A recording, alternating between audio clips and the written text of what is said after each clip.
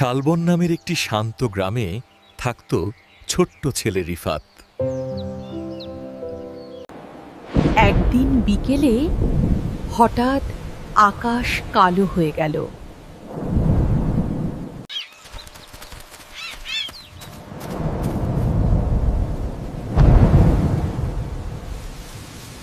মা, ঝড় আসবে? হ্যাঁ, ভয় পেও না। মানে ঝড় যেন সবকিছু উড়িয়ে নিতে চাইছিল। আমাদের ঘর উড়ে যাবে? আল্লাহ রক্ষা করবেন।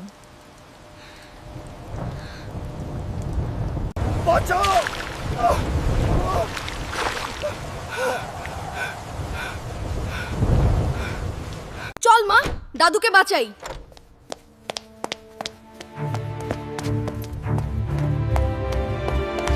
ভয়কে জয় করে তারা সাহায্য করল।